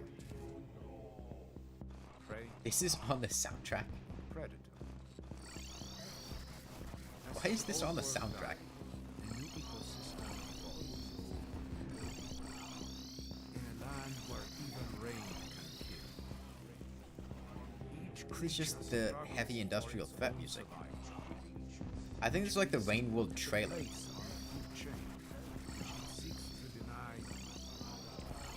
And through this ruined landscape, strange monstrosities, ancient mysteries, slug cat journeys along.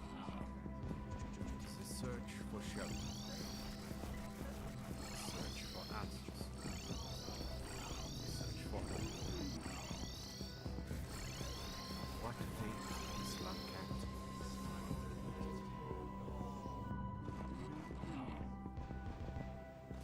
Yeah, I love what fate is Slug Cat.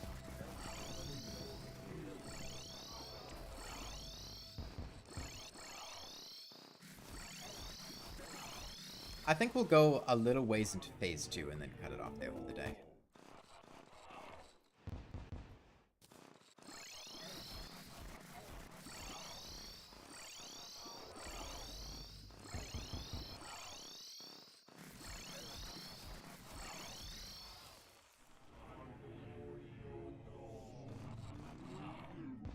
Let me check. It's supposed to be... Video paused, continue. Why would...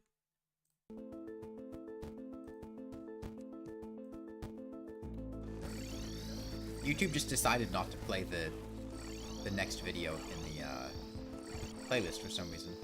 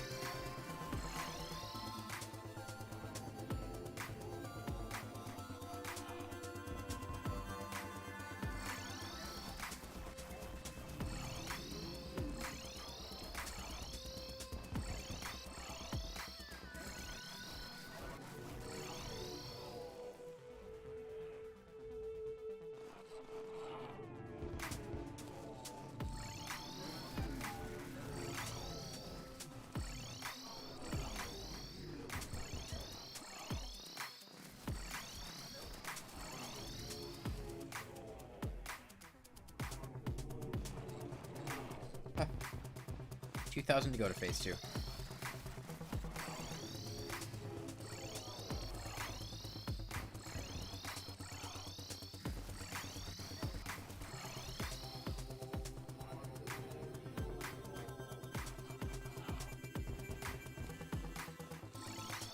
Oh, my falling star giving me an assist here.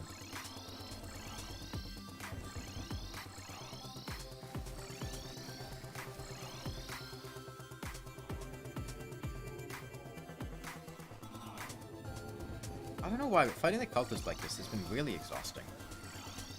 I already feel really tired. I might just be really tired in general.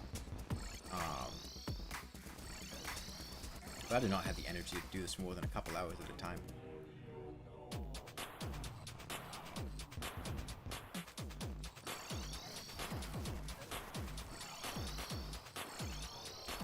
Boss take the longest? Moon Lord without a doubt. It's not even close. He has, like, twice as much HP as the next closest boss. And then he also has an assload of defense. He has an annoying self-healing mechanic. He doesn't position himself conveniently. There's no situation that Moonlord doesn't take the most time.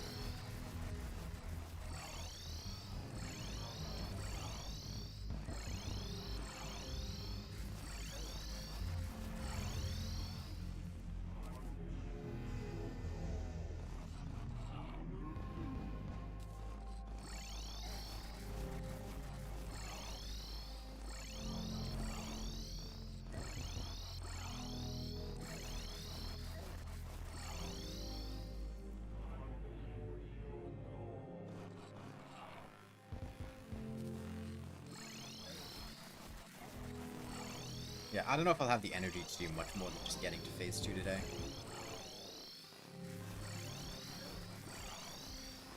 I'm really not, not really energetic today. Really tired.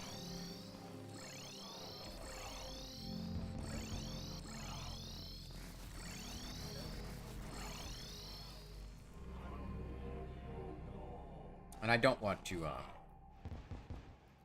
play much when I'm tired.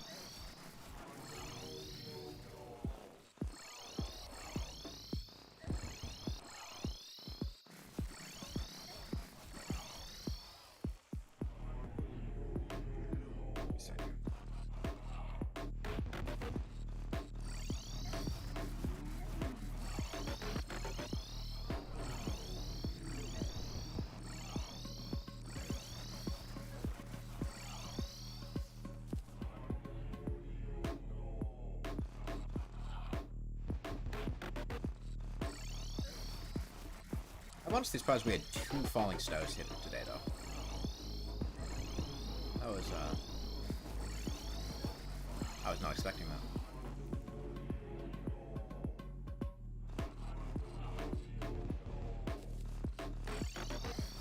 shaved off a solid like 20 minutes.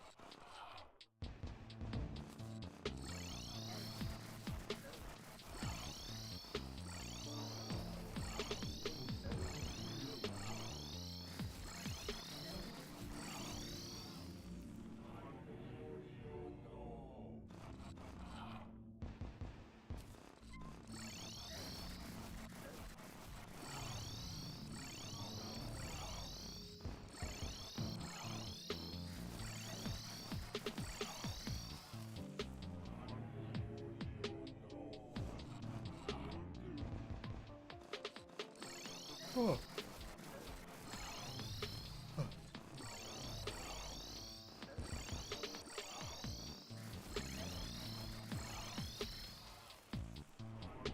Yeah, the important thing here, the cultist might look pretty easy, and the cultist is an interesting boss because he is very, very easy until you mess up the clone phase, at which phase, like, if I mess up and attack the wrong one or don't attack a clone during his cloning phase, I am dead. I'm just dead. End of story. There's essentially no situation I can survive that. It is very important that I position myself correctly every, like 15 or so seconds whenever he does his cloning phase. The way to manipulate the clone phase? What do you mean manipulate it? I mean, I'm manipulating it right now. I know where they're gonna show up. Depends what manipulate means.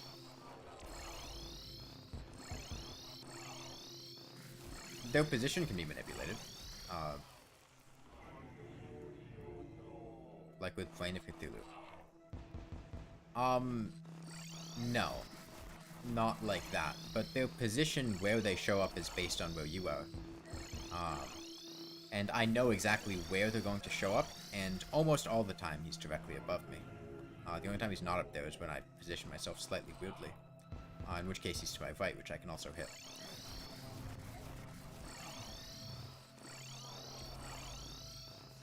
But no, the cultist's positioning, he goes to directly above you, and then picks one of these two locations based on where you are.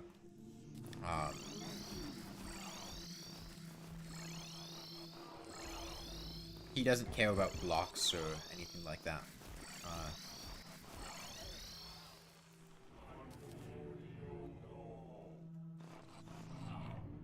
I think if I rest up, I could go ahead and finish tomorrow. 24,000 HP would probably be about 4 hours, which I think I could manage.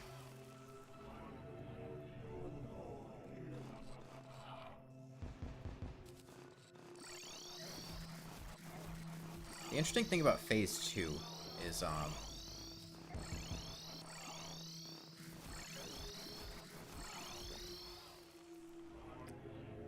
his attacks are not consistent in Phase 2. And what I mean by that is,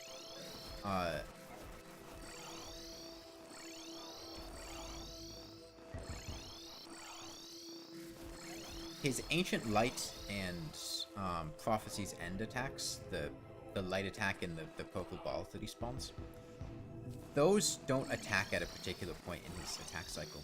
He has an attack cycle. It's 6 attacks long. And then every 7th attack, I believe he summons. However, he chooses to swap out attacks in that attack cycle, as far as I can tell, at random, with the Ancient Light and Prophecy's End attack.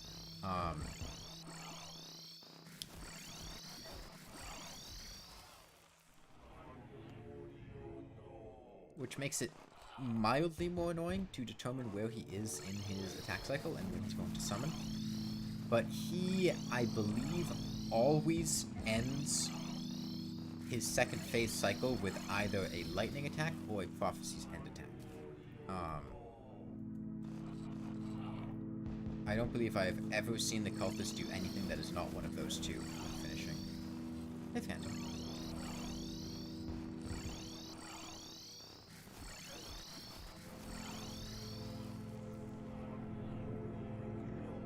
Okay. Almost there.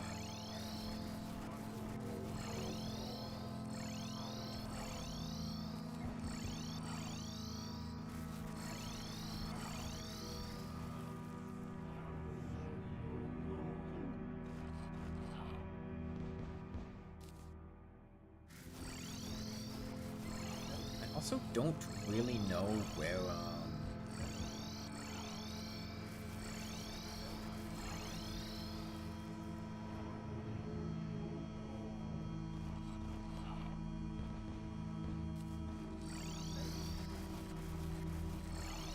when we start his second phase, I don't know how that interacts with his currently ongoing cycle.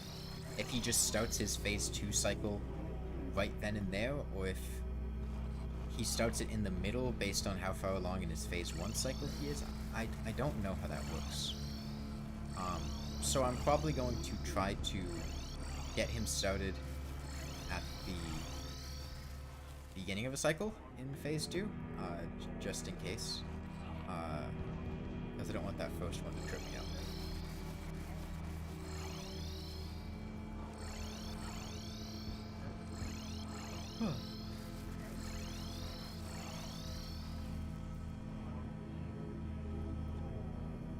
We are doing fine on potions and everything else. I might,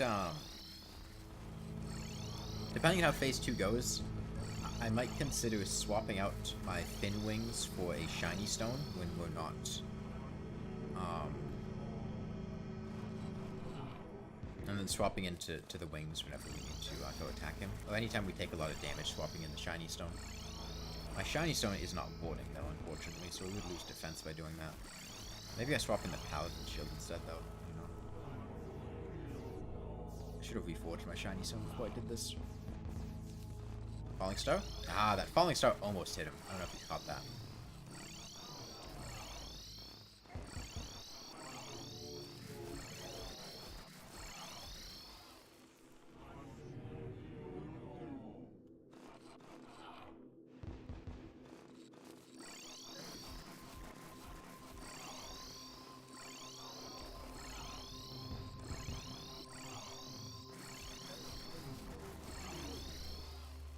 Alright, 653 to go to win phase 2.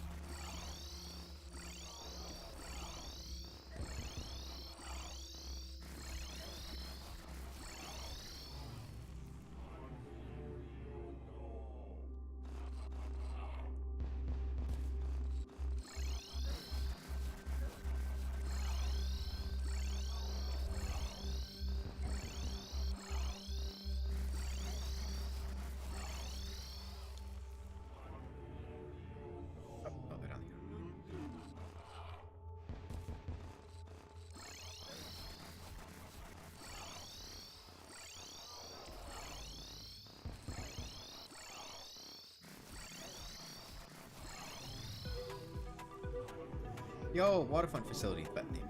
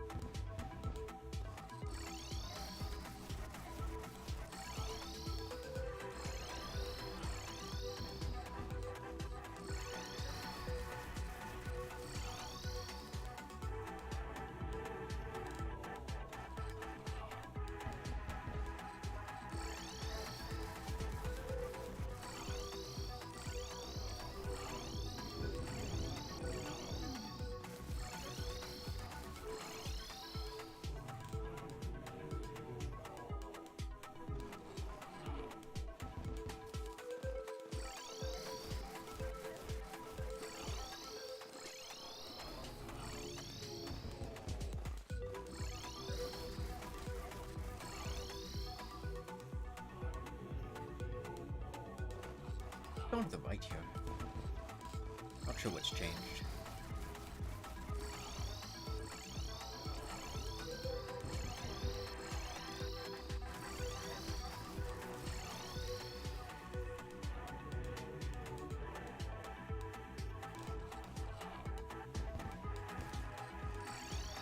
Oh, oh.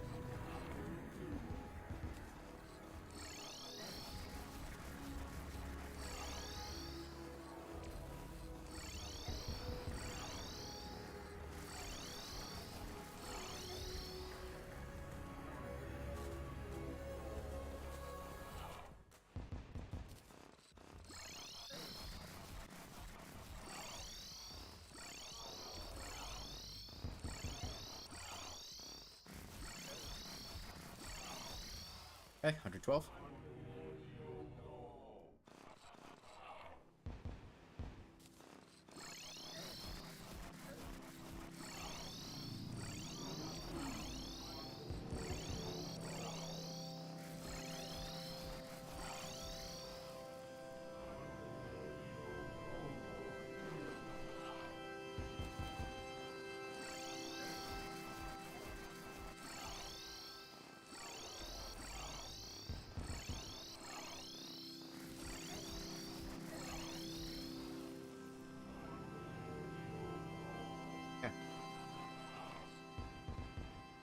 Phase 2. Hopefully this cycle. I might hold off to make sure it happens at the,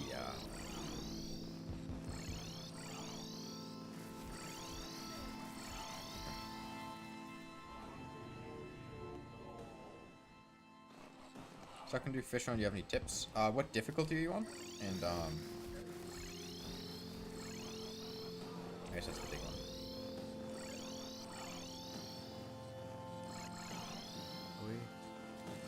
Okay, this is the end of his cycle here. Just get a feel for what's going on here.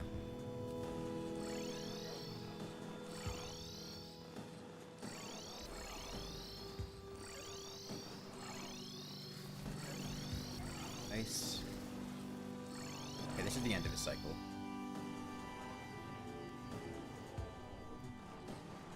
Okay. I think I'm honestly gonna pause there for today. I am really fucking tired. And this is a lot of focus. And I would rather save energy for tomorrow so we can finish than try to go on for today. And potentially mess up because I'm tired. So yeah, bye everyone.